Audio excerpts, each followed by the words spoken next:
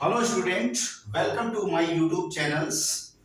Today I will discuss about sustainable agriculture, organic farming, permaculture, eco farming in this different type name of sustainable agriculture.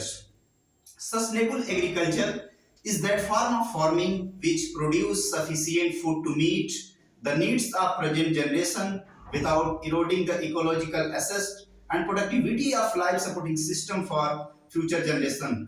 Natural farming is the best illustration of this sustainable agriculture. It means कि sustainable agriculture या टिकाऊ खेती की अवधारणा तब आई जब व्यावसायिक कृषि में आधुनिक तकनीकी और रसायनों के अधिकतम प्रयोग के बावजूद उत्पादन स्तर में वृद्धि रुक सी गई तथा फूड चेन में इन रसायनों के अवशेष मिलने लगे।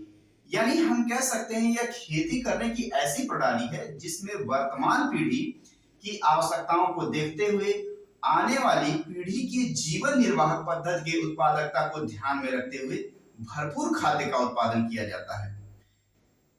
इसको हम विभिन्न नामों से जानते हैं जैसे कि पर्माकल्चर या इको फार्मिंग। पर्माकल्चर या इको फार्मिंग इसको टर्म इसलिए दिया गया क्योंकि इन्वायरमेंट को सेफ करने से है। दूसरी चीज इसको ऑर्गेनिक फार्मिंग के नाम से जानते हैं। ऑर्गेनिक फार्मिंग टर्म इसलिए दिया गया क्योंकि एक प्लांट के ग्रोथ एंड डेवलपमेंट के लिए न्यूट्रिएंट की बहुत बड़ी आवश्यकता होती है, बहुत बड़ा रिस्पॉन्स होता है, रोल होता है। तो जो इसमें न्यूट्रिएंट के सोर्स होते हैं वो ऑर्गेनिक मैटर्स होते हैं, जैसे कि रेसिड्यू हो सकता है या FYM फार्म यार्ड मैन्योर्स हो सकता है, वर्मी कंपोस्ट हो सकता है, नेटिव प्रोडक्ट्स हो सकता प्रोड्यूसर हो सकता है, और भी सारे ऐसे ऑर्गेनिक मैटर हैं जो इसके न्यूट्रिएंट सोर्स के काम करते हैं। इन दिस प्रेजेंट टाइम बढ़ती हुई पॉपुलेशन को देखते हुए भारत सरकार और कृषि वैज्ञानिकों द्वारा अधिकतर ये किसानों को सलाह दी जा रही है कि ज्यादा से ज्यादा क्षेत्रफल पर कृषि ऑर्गेनिक फार्मिंग के माध्यम से की जाए।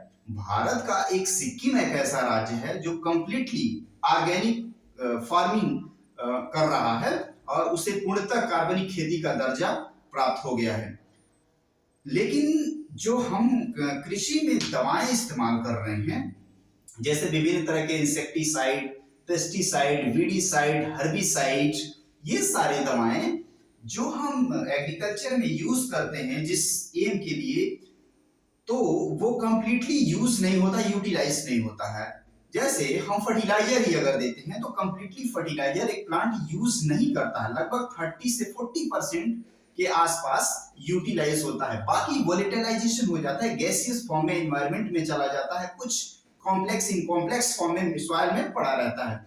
और ये जो इंसेक्टिसाइड, पेस्टिसाइड, वीडिसाइड या फर्टिलाइजर हैं, इसके वजह से जो हमारे मिट्टी में काम करने वाले सूक्ष्म जीव हैं, माइक्रो ऑर्गेनिज्म हैं, इसकी क्रियाशीलता प्रभावित हो जा रही है, इसकी लाइफ साइकिल प्रभावित हो जा रही थी, जिससे ये डेड कर जा रहे हैं। डेड करने की वजह से जो हमारी सॉइल की फर्टिलिटी लेवल है, ये फर्टिलिटी लेवल खराब होती चली जा रही है। यानी हम कह सकते हैं कि मिट्टी सिकनेस हो गई है, मिट्टी बीमार हो गई है।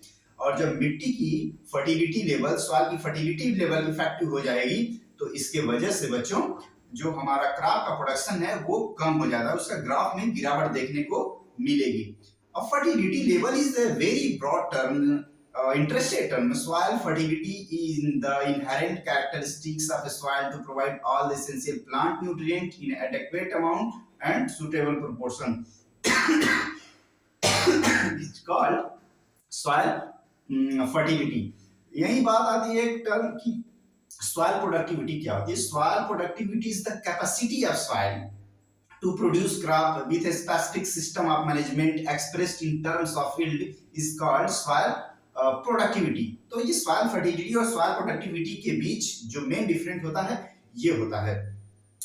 तो जो हमारा इकोसिस्टम है, इकोसिस्टम जब डिस्टर्ब होगा तो विभिन्न तरह की प्राकृतिक घटनाएं पृथ्वी पर, जैसे कि अर्थक्वेक, ज्वालामुखी विस्फोट, ये सारे साइक्लोन देखने को मिलते हैं। तो किसानों को हमेशा प्रोत्साहित किया जा रहा है, कृषि वैज्ञानिकों द्वारा, गवर्नमेंट ऑफ इंडिया द्वारा तमाम सारी योजनाएं चलाई जा रही हैं कि यो अधिक से अधिक मात्रा में कार्बनिक खेती करें, जिससे कि हमारा इन्वायरमेंट भी सेफ रहे और हमारा पर्यावरण भी सुरक्षित रहे और हमारी फर्टिलिटी जो है मिट्टी की वो मेंटेन रहे, क्योंकि फर्टिलिटी मेंटेन अगर नहीं रहेगी तो प्रोडक्शन एकदम खराब हो जाएगा, माइक्रोब्स खराब हो जाएंगे।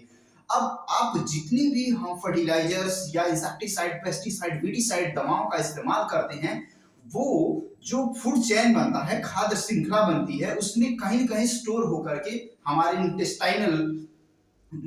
इंटेस्टाइन में प्रॉब्लम क्रिएट करती है, जिससे हम विभिन्न तरह के ब्लड प्रेशर, शुगर्स, इस कैंसर्स आदि बीमारियों से जूझ रहे हैं। अब देख रहे हैं कि जो प्राचीन काल के लोग थे, इतनी बीमारियां बिल्कुल थी ही नहीं और इस तरह से इन्वायरमेंट जो है पॉल्यूट था नहीं।